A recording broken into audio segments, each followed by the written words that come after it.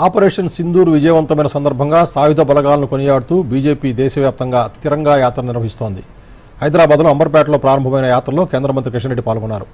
ఈ సందర్భంగా కేంద్ర మంత్రి మాట్లాడుతూ గత 10 సంవత్సరాలుగా ప్రధానమంత్రి నరేంద్ర మోదీ నాయకత్వంలో భారత్ పాక్ ఉగ్రస్థావరాలను ధ్వంసం చేస్తూ నాంది పలికిందని చెప్పారు. ప్రధానమంత్రి ప్రకటనల మేరకు భారత సైన్యం పాక్లోని ఉగ్రవాదుల స్థావరాలను ధ్వంసం చేశాయని చెప్పారు. అమాయకుల ప్రాణాలు పోకుండా ఈ ఆపరేషన్ పూర్తయిందని చెప్పారు. దేశ రక్షణ కోసం పోరాడుతున్న సైనికులకు మద్దతుగా ఎల్లుండి హైదరాబాద్ ట్యాంకు బండ్ వద్ద నిర్వహించే తిరంగా యాత్రలో ప్రతి ఒక్కరూ పాల్గొనాలని పిలుపునిచ్చారు.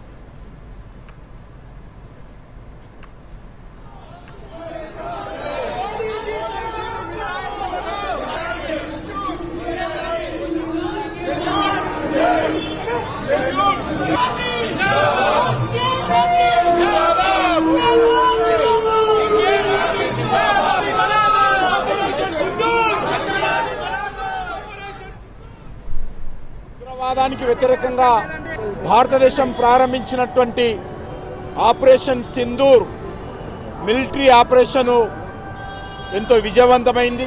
భారతదేశం యొక్క సరిహద్దులు కాపాడుతూ పాకిస్తాన్ చేసినటువంటి అనేక ఉగ్రవాద చర్యలను తిప్పికొడుతూ ఈరోజు మరి పాకిస్తాన్ భూభాగంలోని అనేకమైనటువంటి ఉగ్రవాద కేంద్రాలను నేలమట్టం చేసినటువంటి ఘనత ఈరోజు భారతీయ సైనికులకు దక్కింది.